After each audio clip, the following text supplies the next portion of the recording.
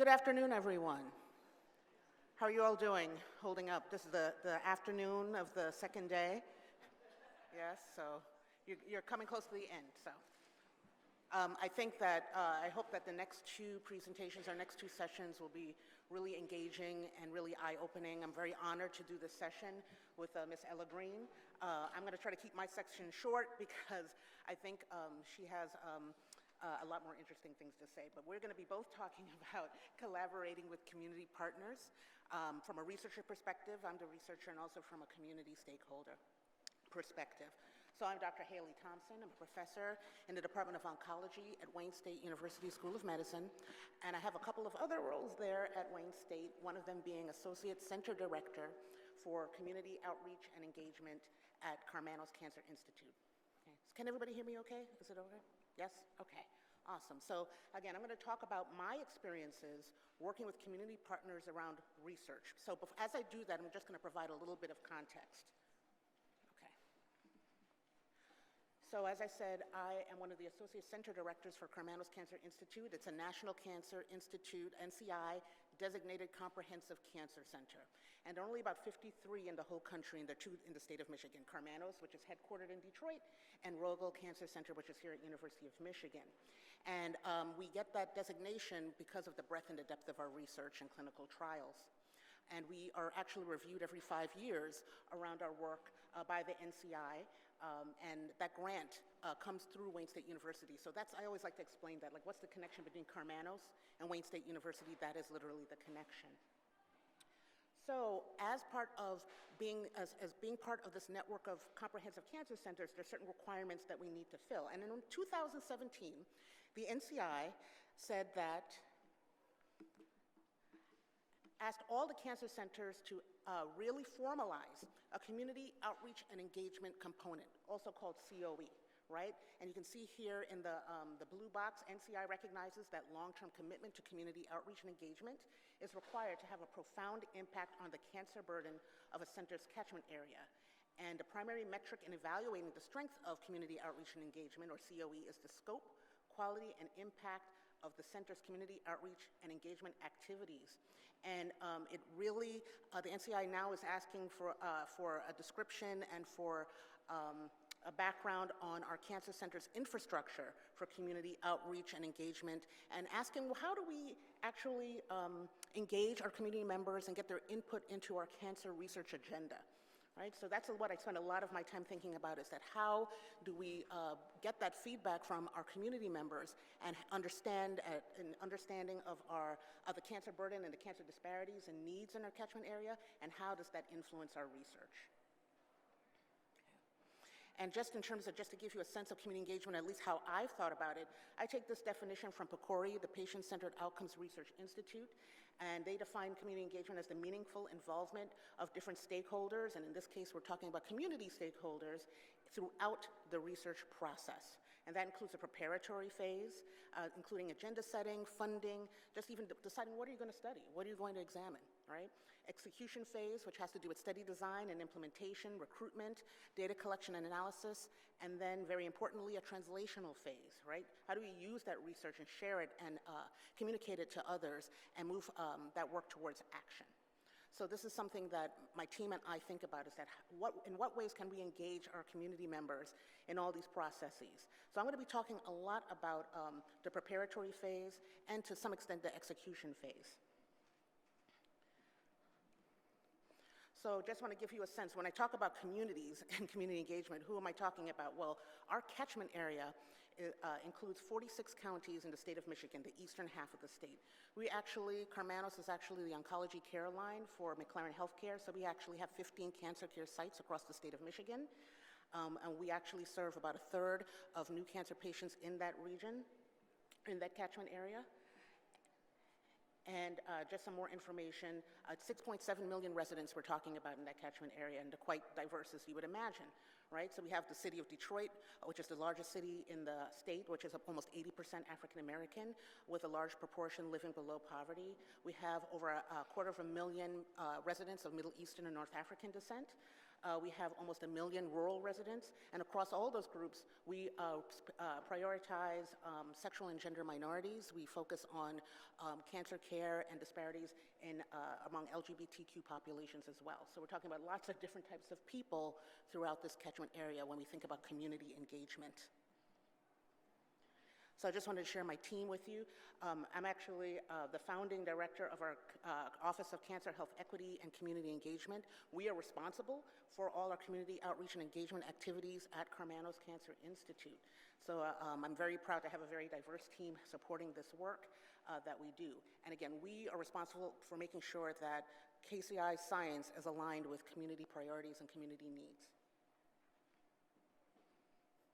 So in thinking about this work, we decided we have two ways of approaching it. We think about it on a grassroots level and a grass tops level, right? In our grassroots level, what does that mean? The grassroots includes kind of lay people living in neighborhoods and communities, kind of local influencers who live in the neighborhoods throughout our catchment area. So they're not necessarily the leaders of organizations. Sometimes they are, but they're not necessarily the leaders of organizations or legislators, but they do have a lot of influence in their social networks.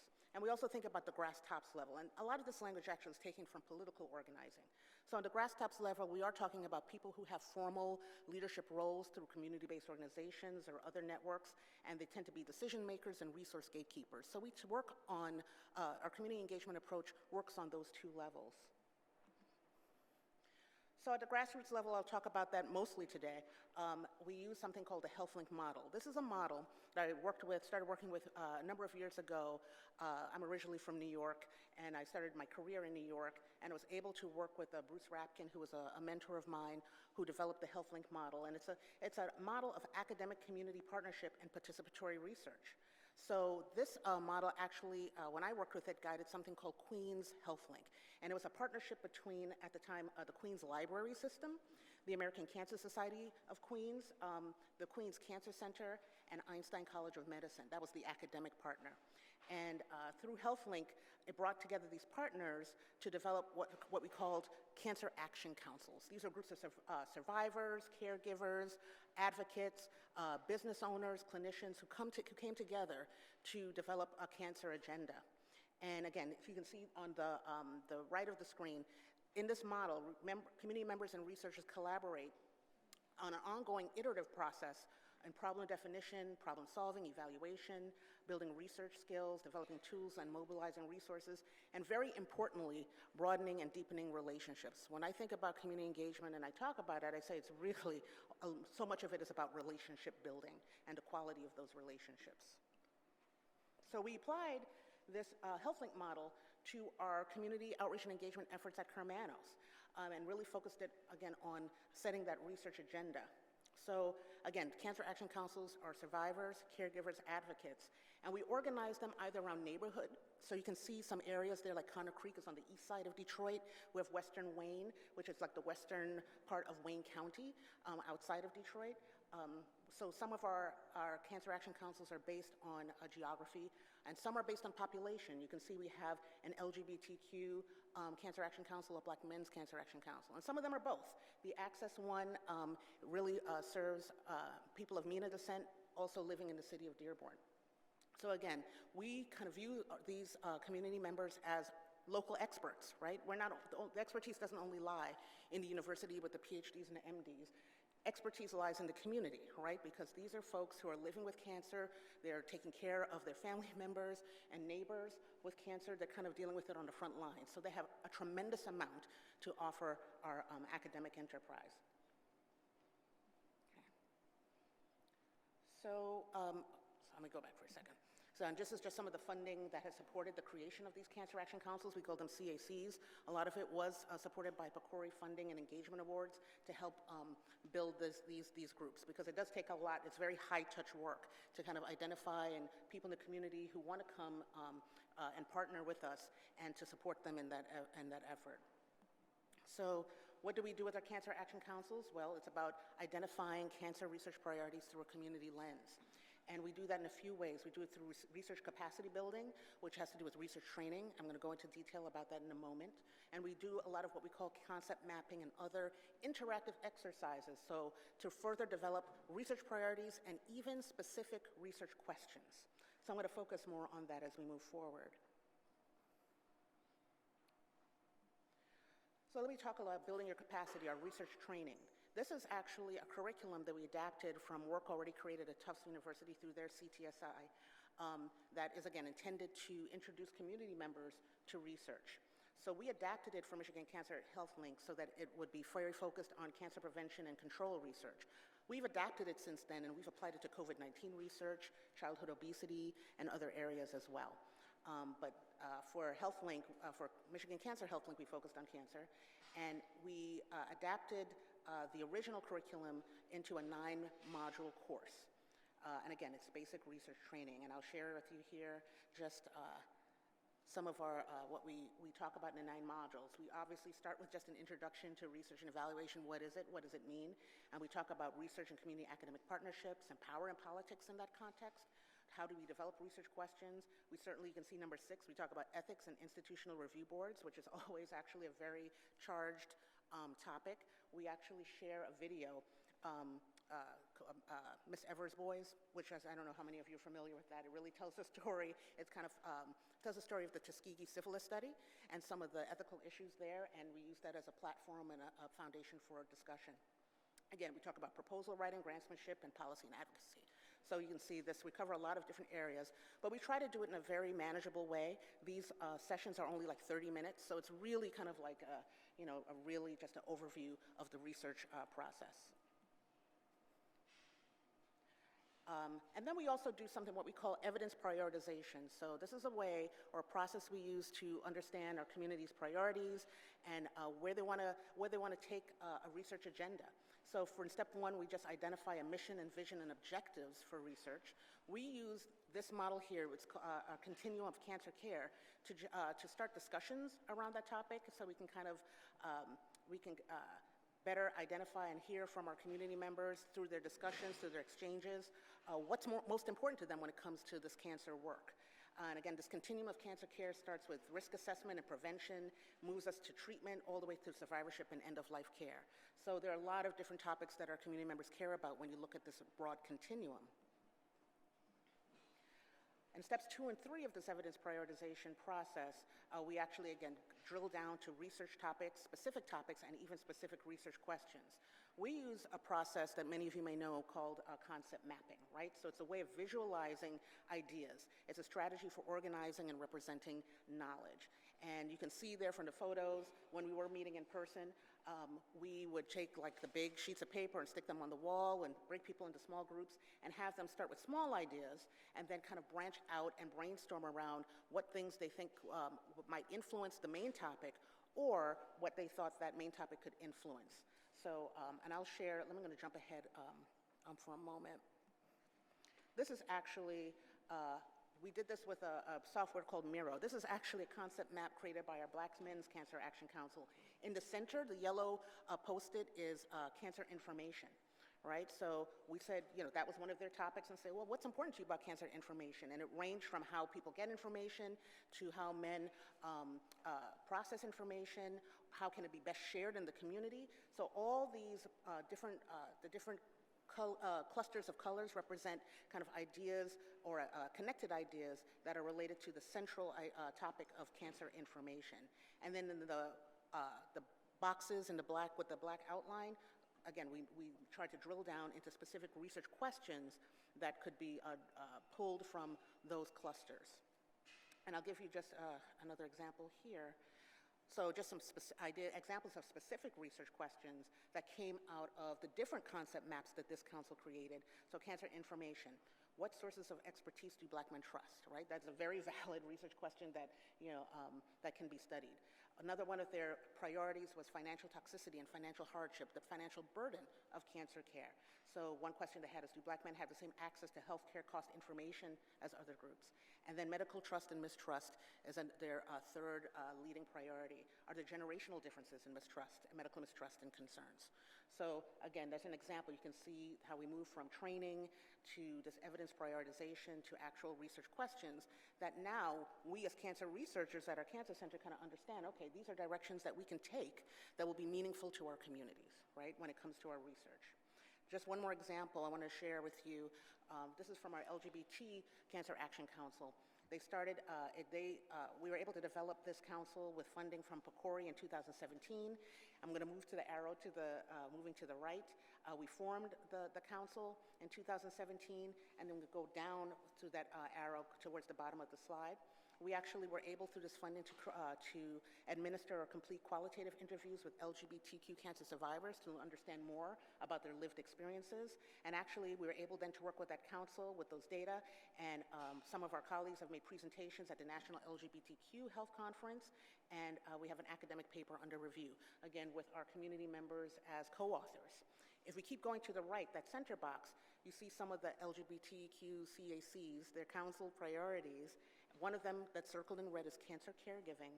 So we were able to get some funding from the DMC Foundation to adapt an existing cancer caregiving intervention specifically for LGBTQ cancer survivors and caregivers. And again, if you keep moving all the way to the last box on the right, that was work was published in Frontiers of Oncology in 2022, again, with, and that's, you can see the title there, Community-Driven Identification and Adaptation of a Cancer Caregiving Intervention, again, with our council members as co-authors. And we've been able to do additional presentations, and now 2 colleagues have, one from Wayne State and one from University of Rochester, are co-PIs on an R34 grant funded by the National Cancer Institute that advances this work even further.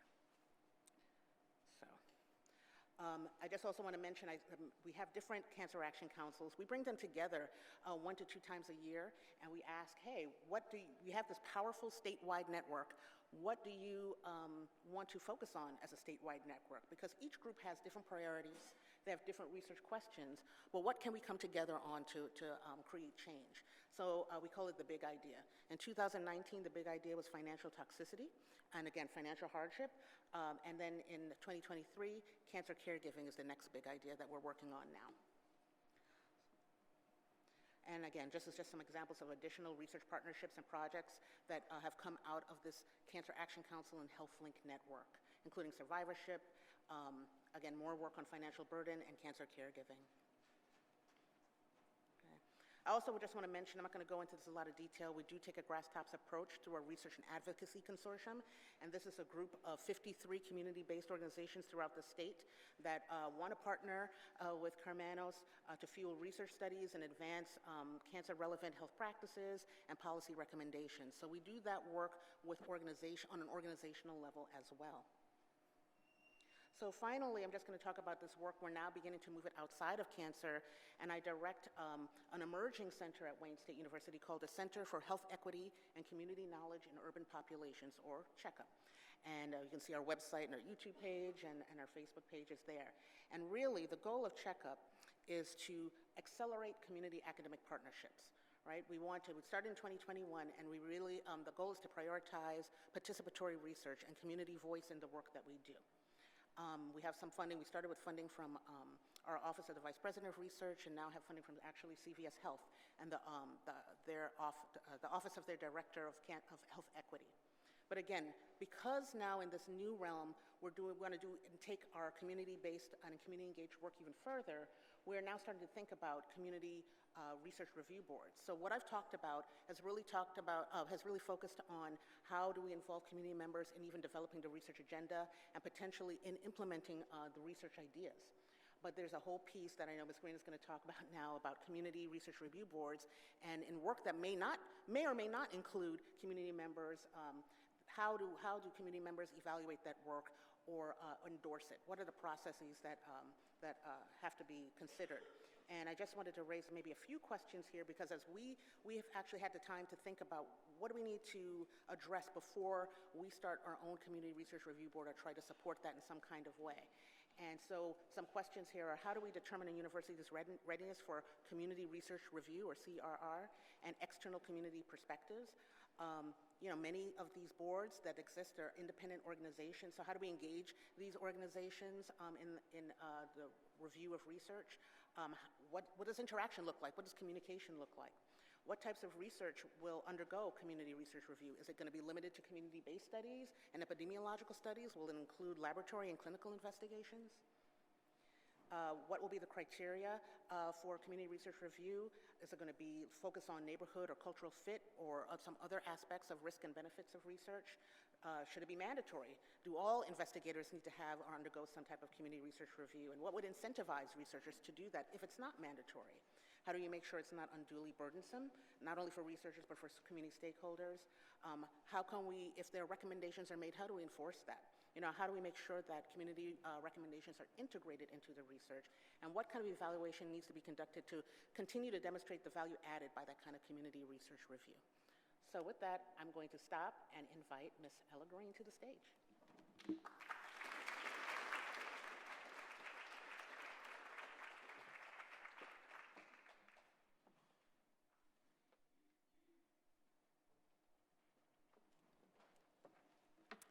Good afternoon, everyone. I apologize for leaving my wrap on, but I'm freezing. So I'm supposed to introduce myself.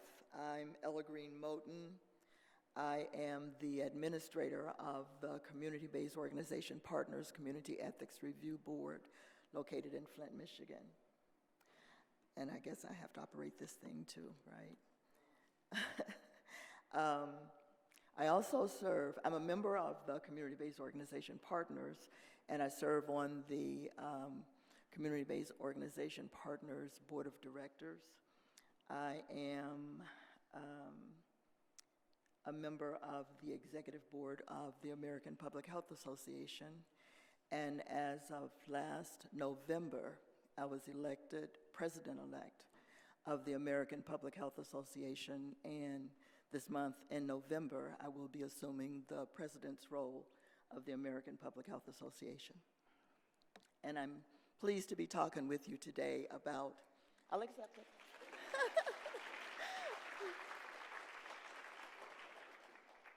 I'm really pleased to be talking with you today about engaging or collaborating with community partners, and as a community partner, working with academic partners, and it's something I've done for many, many years. It's something that's very near and dear to my heart, and I'm encouraging other communities to help build up those community leaders, the grassroots communities, so that they can actually live and thrive in the same space. But when I started to think about what I wanted to talk about, I decided to begin with some objectives just to try and keep myself focused. It probably won't work, but I'll try it. So by the end of this presentation, I'm hoping that you'll be able to identify the role of community-academic collaborations in research. I'm hoping that you'll be able to discuss the benefits of community-academic collaborations, hoping that you'll be able to identify challenges of academic collaborations and be able to identify some benefits of the Community Ethics Review Board. I decided to add these images, and I see the question marks in your head, like what? But because we are introduced to these little images all the time when we engage in research conversations, and depending on who you are and where you're from, they mean different things to you. But I think in terms of collaborating with community partners, there are many different levels. And thinking in terms of this, we're reaching in, we're deciding, yeah, we're going to work together. This one could be pulling others into the process. Who's missing? Who haven't we talked to? This one for me is a deeper dive. You're looking more deeply into the conversations. What else is this implicating? What do we actually mean by the things that we're saying? This could be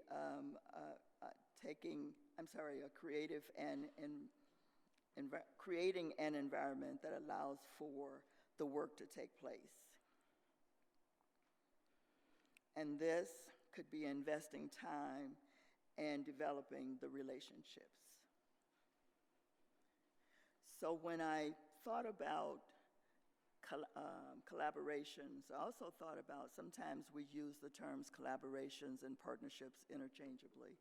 They're not necessarily so, not for me, but also understanding the importance of talking about or assigning some definitions to the terms that you use, because they might mean one thing to you in your space but mean something totally different to the community folk that you want to connect with. So just understanding that a collaboration is a joint effort of multiple individuals or work groups to accomplish a task or a project, and partnerships is a more structured relationship, and it's probably ongoing. It is also important to understand the role of community-academic collaborations and the role it plays, and answer the question, why do I want to do this? And I will end my presentation talking about two examples from my public health journey that speaks to the role. But to start with why we do it and what difference it makes. The collaboration brings benefit to multiple participants. So talking here about the engagement benefit, this actually would pertain more to the Community Ethics Review Board, and the fact that a community consultation is provided when researchers seek advice, feedback, constructive criticism, and suggestions from members of the community. That's just one level of benefit. We want to think in terms of the fact that the engagement process could and should open doors for some very meaningful work at the community level. And for me, and when I say community, I'm talking about the grassroots that Haley talked about. I'm talking about those folk who live in the community, who are experiencing the conditions that you are proposing to research, and talking about folk who are actually impacted by the research. When we talk about benefits, we also want to talk about mutual benefits, starting with that engagement process. But also think in terms of academic benefit, where academics, and it's interesting a lot of times when my academic partners come in and they feel like they have to educate us on everything, and that it's not a bidirectional process, and it is, because academics come in and they need to be educated on the community that they need to work with. So to be able to educate researchers about the needs and the value of the community, to build links between researchers and the community, and encourage researchers to become reliable and responsive to the community. Also thinking in terms of community benefit, being informed of the various research projects, being informed of the opportunities to engage with researchers, and the protection from projects that may be deemed unethically sound. Other community benefits would include the community is engaged and informed, and I was glad to hear all of the talk about the consent form, because one of the pet peeves from the community has always been that there might be consent, but it's not always informed consent. And I know we all have been working on that for years. The community will benefit from the said research, so we need to get something back. We know you guys are writing and publishing advancing in your careers, but when you come into the community, come with the idea that you're going to leave something that's going to be beneficial for the community. That the projects are sensitive to community's culture and needs, and you just don't get that just by thinking about it. You have to have some type of connections in that community so that you're able to know and understand what that community's culture is. And I think about that in terms of a conversation we always have about humility and cultural competence. And I always say that the humility will allow you to put yourself in a position where you can be educated by the community on that community's needs and that community's culture. We also want projects that voice community needs and concerns about research. We want a feedback loop that designates research results to the community for its use and its benefit. And we want to educate the community about research in general.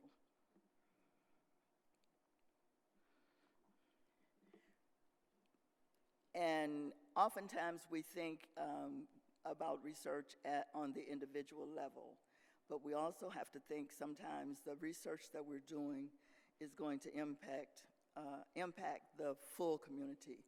So understanding that the larger community needs and concerns about research are shared, that feedback loops are created where research results are disseminated to the community for its use and its benefit.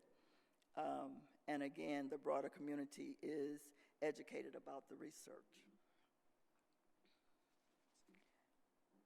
This is my favorite thing because oftentimes we can go at it. I know I'm right. I'm not going to change my mind. But oftentimes we don't think about the fact just because you're right, it doesn't mean I'm wrong. And this picture really shows clearly how that happens. So that's where collaboration comes in and assists us in being able to talk to each other and hearing the other person out and understanding why that person has the position that they have. So now I want to talk just a little bit about the Community Ethics Review Board.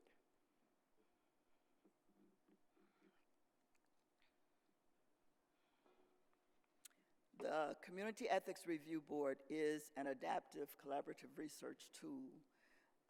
It's a community-based, community-driven structure established to review research projects, programs, and services to ensure that,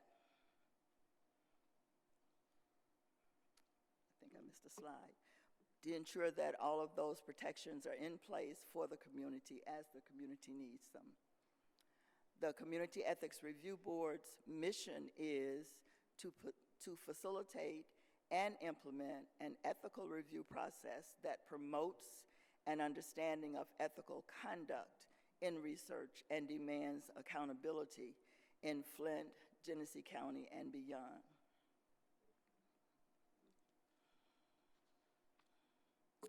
The SERB is a body of individuals comprised of Flint area residents established to examine potential and actual research proposals, projects, and services utilizing a community ethical lens to research conduct.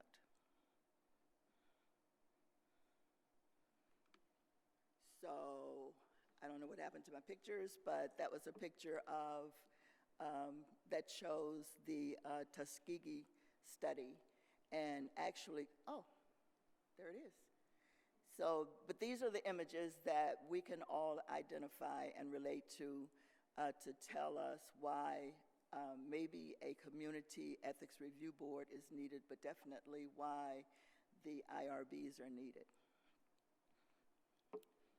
Also, the incidents from the concentration camps in the experiments in Nazi Germany. It's on a timer, evidently. and I didn't do it. Here again, these abuses of research that we all can identify with. One more that has to do with the sterilization of American Indian women in the 60s and 70s. And one more recent one, while it was not necessarily research error that got us in this predicament, the incident with the poisoning of the water in Flint, Michigan. And when we created this slide, we were talking about the COVID-19 process, but recognizing that Flint, Michigan is a community that was already in crisis. So this is your invitation to connect with the SERB. If you are in the process of doing research, if you are teaching young researchers, we'd love to have them come and sit with the SERB and understand how what they're proposing might work in that community or how it might not. You are able to connect with the SERB through visiting the CBOP website, which is www.flintcbop.com, and you'll be asked to complete an intake form on what you're actually thinking about as far as research is concerned. And I can tell you just a little bit about the process. If you were to decide to do that, you would be followed up with, and there would be maybe a quick question-answer process, but also if we're able to set up a time when you would come before the SERB, there would be a 3-person team to talk with your team or you if you were coming by yourself. And this team is set up to serve as a primary, a secondary, and a discussant. So they would look over the work that you propose to do. They would ask any questions. You would have an opportunity to share anything you would want to share about your work, and this team would make recommendations. Now, the one thing about this process is we're not trying to tell you how to do your work. We're not trying to tell you how to design your work, but we are able to tell you what might not work in this community and how you might want to rethink a piece that you've written in, when things might be not a welcoming process for that particular community. And when I continue to think about how to talk about what the collaboration with community partners might bring and what the SERB process might bring to this table, these are some of the things that resonated with me. This process and collaborating with community partners will open doors that had not been open. It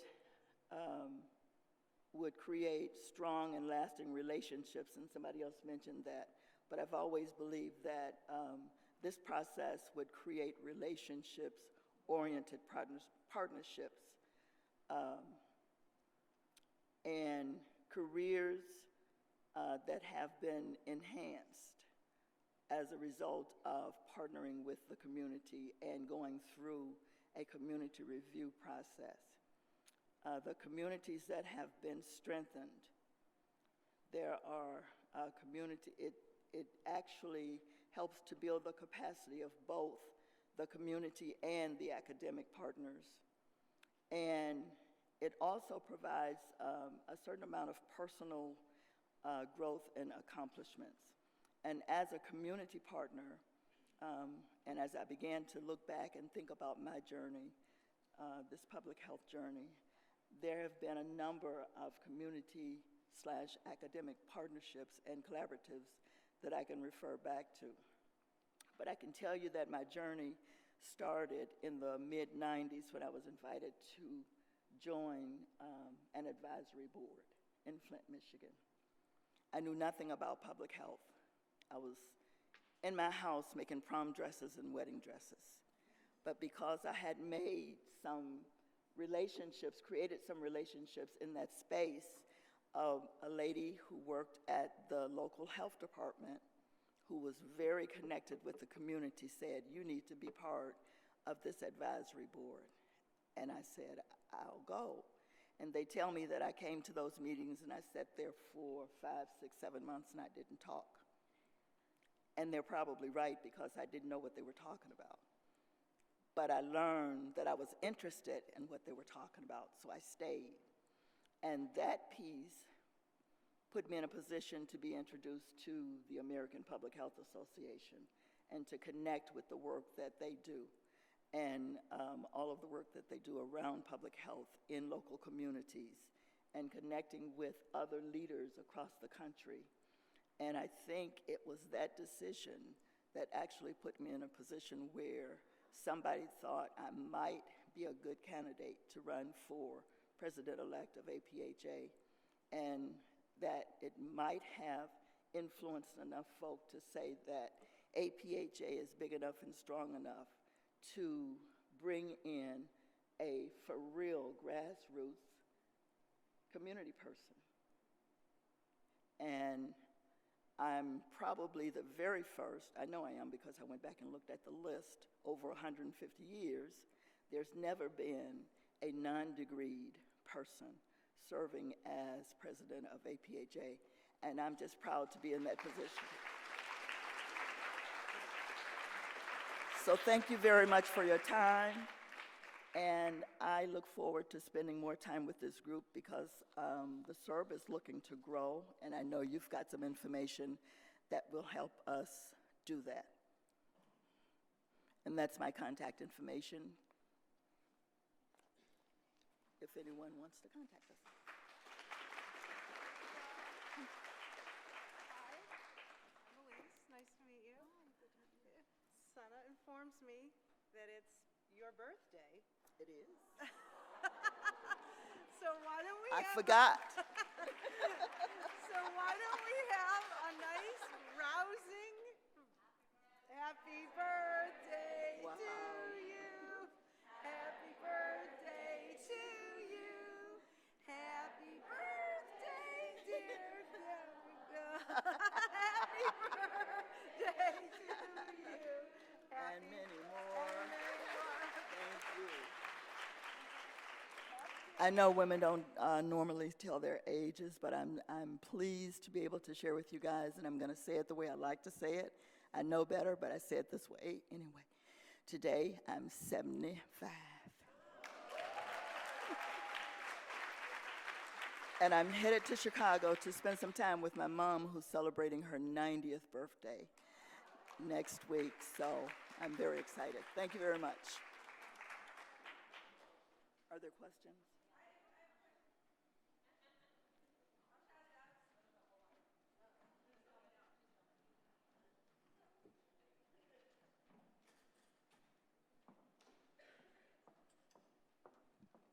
I was prepared to shout it out, and then they told me no. Have you in your role have experience with deceptive research? And if so, how did that go over with the community if and when they found out? So, is it on? So explain to me exactly what you mean by deceptive. I think I've seen a lot that appear to be, but. That's tragic. One of our exempt categories is deceptive research, and it could be, I think, very basic, like we're looking at, maybe, there's nothing that's going to come out of my mouth that's good. Intentionally withholding information. Until after the study. You want to give that to her? She knows what I'm trying to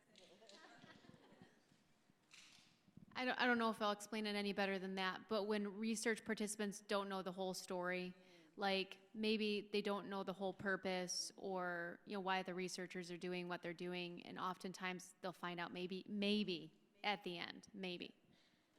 So, and I was right, there have been a number of situations like that. I can tell you that that never ends well, because when that happens in a community, most communities, and maybe I shouldn't say most, I'll say many, communities are skeptical about connecting with institutions anyway, Many of them have been harmed by institutions, by things that happened probably before many of you were even born, right? But it's still in the community, and those folk remember. So if somebody else comes in and does something, it opens up those wounds. So it really makes it harder for anybody to do any work in that area, regardless to how well-meaning it is, regardless to how sound it is. And I can say, just like it wasn't research, but because of what happened in Flint with the water, folk will never trust the way they used to. They just won't, you know, and I can pray that it changes, but I know I have my pushbacks. It's like there's almost like a button, something happens, and you just remember, and it's there. So it never ends well, I can say that. Hello? Oh, yes, so I think that it is, what Ms. Ella has just spoken about just speaks to how important it is that universities have kind of standardized ways that they approach communities in terms of protocols and processes, templates, memos of understanding, things around budget, data sharing. You know, and it's difficult because you have so many people in a university, so many faculty, and it's hard to keep track of what people are doing. And because, you know, they have, at Wayne State, there's so many faculty who have tons of community partners that, you know, may be working with more than one faculty member you wouldn't even know. It only strikes me today that a great office to kind of maybe help track that and centralize it is the IRB, right? Because you actually know, you should know, people should be reporting it, all the research that's happening, and also who the faculty members are doing the research with, you know, because yeah, I may do all the quote-unquote right things in working with my community partners, and then if Professor X goes out and does something crazy, then it reflects poorly on me. Then it reflects poorly on everybody in your institution, so I think that's a really important thing to think about. Hi, I have kind of a similar question about exploratory research. I understand the concept that if you're coming to a community and want to do some research with them, you need to be prepared to offer something in return and have those benefits be pretty direct. But in a lot of the research that we've been talking about so far in terms of cancer research, clearly there are those potential benefits, whereas some of the work that I do is more in the realm of like cognitive science, where we're just studying like the more sort of basic processes that may eventually lead to an intervention, but for now, it's just exploratory and there isn't a lot of direct benefit to offer. So the distance between, what we're doing and the benefit is more generations down the line. So what are your thoughts about that and how to talk to communities about that, or just whether it's kind of a no deal type of thing?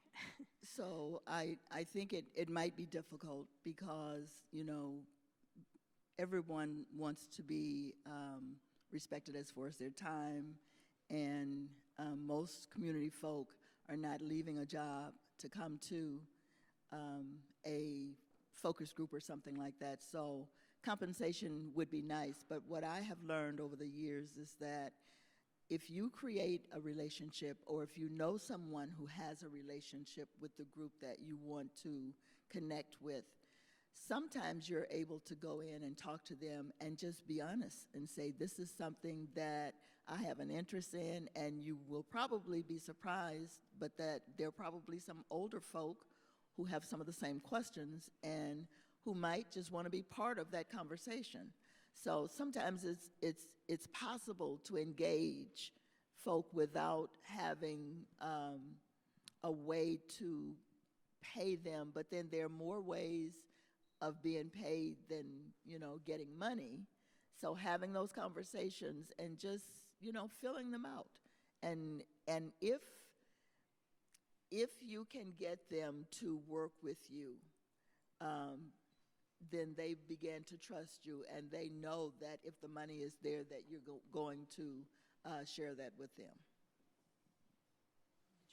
Just your expertise is also can be part of direct benefit, right? So, so even if you're doing something that's more theoretical, or again, it may not have the impact down the line, being able to talk about the area, kind of talk about it in layperson language and language that people can understand, and kind of informing people's, just increasing their knowledge in an area, and giving your time and taking your time to build relationship can have meaning as well. There are lots of different ways I think direct benefit can look like. Hello, really enjoyed the presentations. So it's Yvonne Lau from OHRP. I have a question with regards to community engaging people to participate in especially clinical trials when the engagement may involve a lot more effort and time. So in terms of, I do understand that often compensation, being able to compensate for people's time, and often in terms of, more directly would be cash and money incentives. I wouldn't use the word incentives. Let's just say, compensating people for whatever reasons. That I wonder how what advice you might have for investigators in terms of thinking about compensations. I mean, we've heard over yesterday and today that there could be problems, right, in terms of compensating people for their participation, whether it be a tax issue or some people worry about, okay, are we, is that level or that amount of compensation, could that constitute undue influence? OHRP tends not to think in that direction, and as some of you might know, we did a workshop last year to talk about compensating for people's participation in research being a very important way to increase and improve diversity and inclusivity in research. So I wonder what your perspectives are and your experience are, especially when you have the chance to talk to investigators, and how you would advise them on that aspect.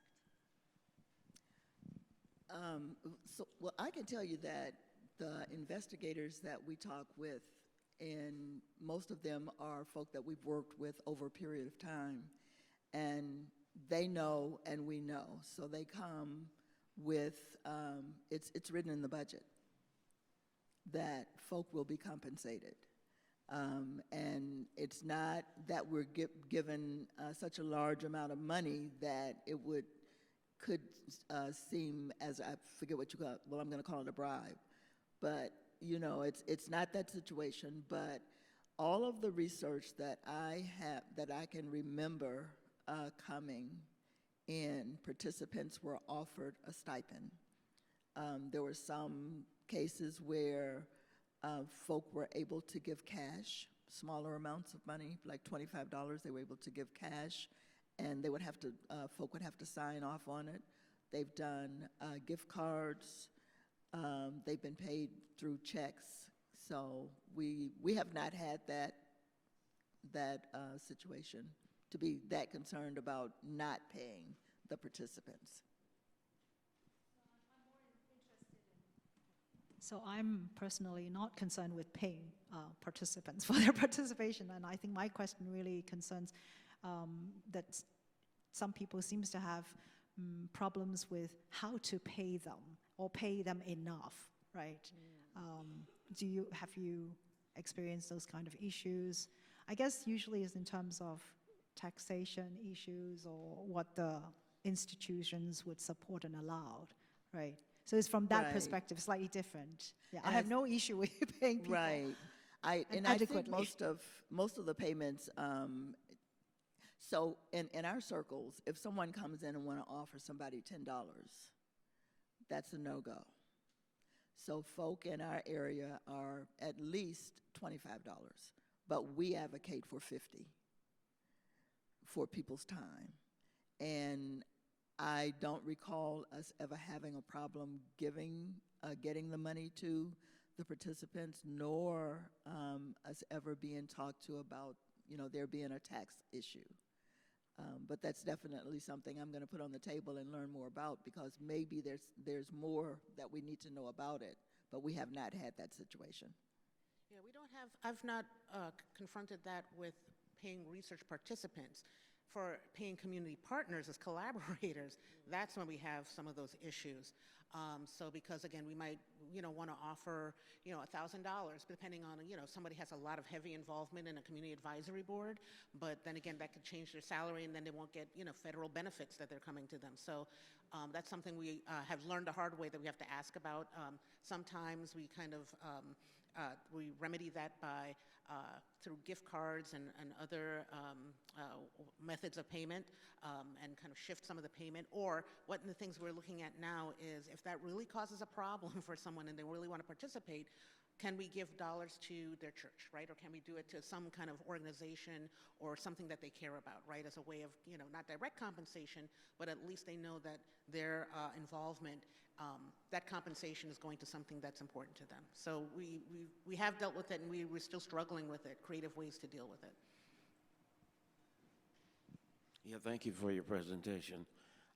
My question is, how long is the community review process? Because oftentimes these investigators, they've got to go through their IRB. And my second question is related to whether or not the research is taking place in those 3 counties that you mentioned in your presentation. Do you provide consultant services for an investigator who is thinking about a project and wants to get some input from you in developing that methodology for the study? So I'll answer the last one first. Because of COVID, we've been doing all of our reviews by Zoom.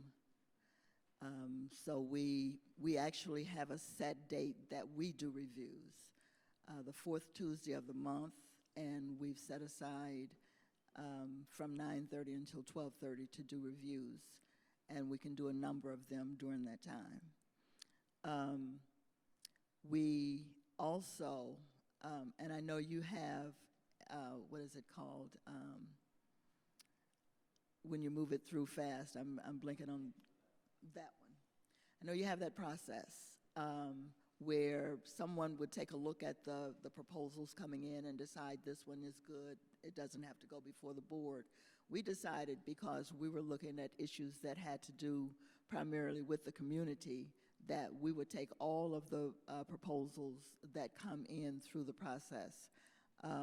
Now, we created an expedited process in that if your date for the information that you need is coming up sooner than our next review, then it would be my responsibility to put together a review team and find a date that could accommodate your schedule, if it's at all possible. And it usually, within the month, we could get it done. That 3-person team would do the review, do a report, and if they sign on to what's being proposed, then the researcher would get a letter of endorsement from the SERB.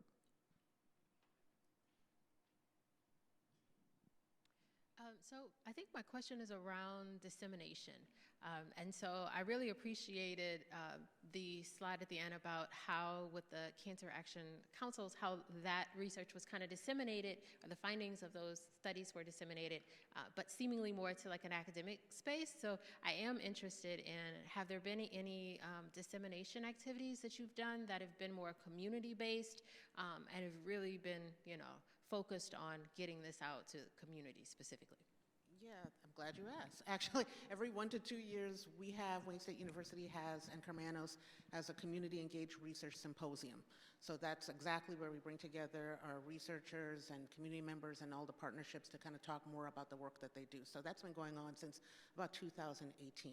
And also we do smaller forums, so again, just even thinking about the Black Men's Council specifically, we just recently had a whole program on Black men, medical mistrust, and the trustworthiness of cancer care centers. And so we had that at one of our local churches in Detroit, Tabernacle Church Fellowship, and so that was that was much more community focused. So we try to do community conversations on cancer.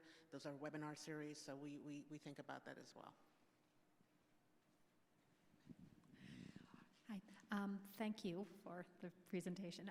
Do members of your councils and the Community Ethics Review Board, so do they also consider it part of their purview, I guess, to take back out into their neighborhoods and whatnot the information about research as it's going to be happening? Do they ever make recommendations for recruitment or do any other things that bring things back out in real time, I guess, not just the results? So I would have to say only if it's requested, because some of the work is still not final. So the review board members are not able to go and talk about, you know, the research because some of it hasn't been submitted for funding. But oftentimes the researchers will come and they'll ask for help with recruitment, or they'll ask for help with identifying members to serve on their advisory boards. And so we're able to connect them with other folk beyond the ethics review board, so that there wouldn't be a conflict of interest. In our case, you know, some of the work we're talking about, it came from the group. So, for instance, we've had a number of focus groups, right? So one of our Connor Creek Cancer Action Council, cancer caregiving is also one of their priorities, and we did focus groups of African American cancer caregivers. They helped develop the moderator guide, and they helped identify people to be in the focus group as well. So yes, they were kind of taking it back out into the community, if I understand your question.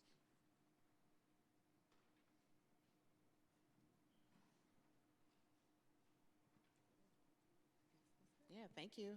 Thank you very much.